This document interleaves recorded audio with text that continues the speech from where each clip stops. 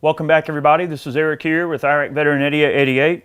We're going to be doing a very unique video for you today. We're going to be doing a tabletop here on a very rare and obscure Norwegian service rifle. This is a Pillar Breech service rifle that's gone through a lot of revisions, which we'll talk about in the video here. You could really call this like the first black rifle ever made. I know that gets thrown around a lot, and everybody jokes about black rifles now, like AR-15s and things like this.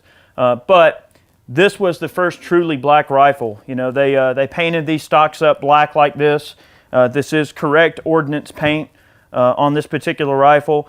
This gun is a very important part of Norwegian military history, and I thought it would really be fun to do a video on it. There's a lot of later guns that came along that take a lot of hints from this particular rifle.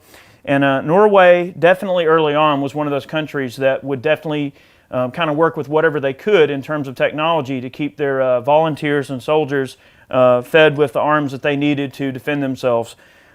This gun started out in 1774 as a dog-lock, flintlock, smoothbore musket. Okay, it was a Dutch smoothbore musket. So this literally is the oldest firearm in this entire room that we're in right now. So the original gun was made in 1774. It retains a dog lock mechanism, which you can see here. A dog lock is characterized by a lock that, I guess they call it a dog lock because it almost looks like kind of a little dog tail. And it's a lock that actually locks the hammer in a kind of in-between half-cock position. So you've got full cock, you've got half cock, which is right there. And then for the position for the dog lock, you would lower the hammer to about right there. And I guess that keeps your musket cap from falling off and things like that. So it does retain the dog lock mechanism. So more or less, the early gun was a flintlock and would have had, of course, all the flintlock accoutrements and everything on the gun. In 1841, this gun was converted to a percussion gun.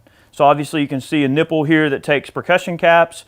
You've had the new hammer fitted, and then they retain the dog lock mechanism. Fast forward to 1851, this particular gun in 1851 was outfitted with accurate rear sights.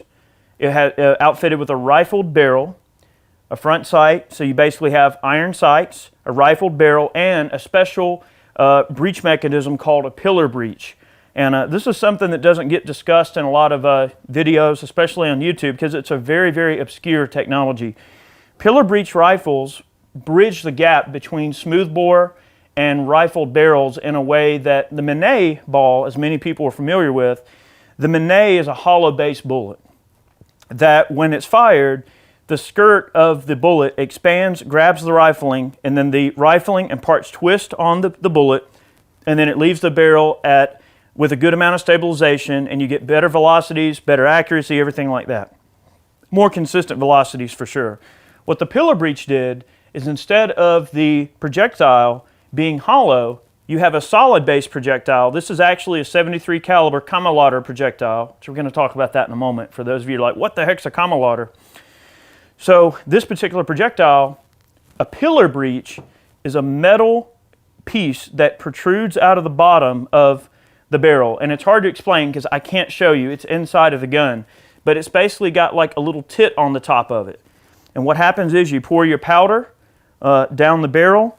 This bullet basically drops down the barrel really loose, even more loose than a Minet projectile. See, remember, the whole thing about a Minet is that it doesn't actually fit to the rifling until it's fired, and that makes them easy to load in the field. A soldier could simply push the bullet all the way home without being a whole lot of resistance in the gun from rifling or anything like that. This is the same exact way. You could literally drop the bullet all the way down to the breech, and then one distinguishing characteristic of this gun is the very substantial and heavy Ramrod. Guys, this rod has got a lot of weight to it because the face of this rod has a special cone that is designed to fit the face of a Kammerlader projectile relatively perfectly. I had this mold specially made to copy the original Norwegian bullet. So this is the exact type of projectile that would have been used in the Pillar Breech rifles of the era. You take this rod and you slam it home and you give it a good solid whack. And the reason there's so much mass to this rod is so you can really just wham, like you hit it. And what it does is the little tit on the top of the pillar breech, it actually pushes against the base of the bullet, squeezes it out, and forces it into the rifling. So it was a technology type at the time that it was really all they had, and they worked with it.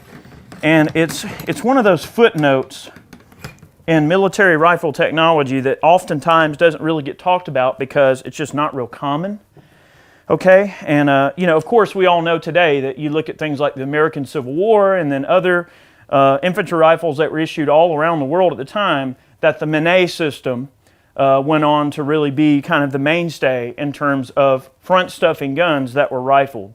See, the big issue that you have is to have a tight fit with the rifling. To have that good tight fit, you either have to use a bullet that's over bore diameter and you have to like somehow force it home. All right, you guys are probably familiar with Whitworth Rifling, which is a hexagonal style of rifling.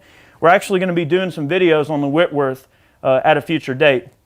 But the Whitworth tried to get over that by making a hexagonal shaped bore where the bullets were actually hexagonally shaped in order to circumvent the need to actually fit them to the rifling. See, this is all before breech loaders. With a breech loader, obviously, you can size the bullet however you need, a few thou over bore diameter, or you can size it however you want because it loads from the rear, and as it travels down the barrel, it's going to find its way, it's going to ride the bore, and it's going to give the accuracy that it needs to. But the pillar breech is a really, really interesting part of military technology and military arms development, and that's what makes it an important thing to talk about in this video. So earlier I mentioned a camelother. A camelother translates to breech loader. Norway eventually adopted the camelother, which solved a lot of those problems because it was a breech loading gun. You guys might be familiar with the American Hall rifle. The Hall was an early attempt, an American early attempt at a breech loader, and they were used in small numbers in the Civil War. Hall rifle had a device on the bottom that you pushed up and it exposed the breech in the rear. So the soldier could load just the breech. So that a lot of the early attempts at that were technologies like the camelother and the Hall. Unfortunately, I don't have a camelother here to show you. It's the gun that would have replaced this rifle. So you had the 1851, model 1851 as it came to be known, more or less. Well, or model 74, 41, 51, tomato, tomato, however you want to call it. But you had the 1851 and then it was replaced later by the camelother.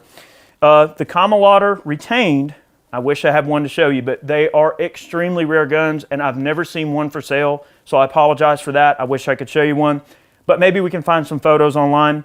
But the camelother retained the same sights that they use on the pillar breech here.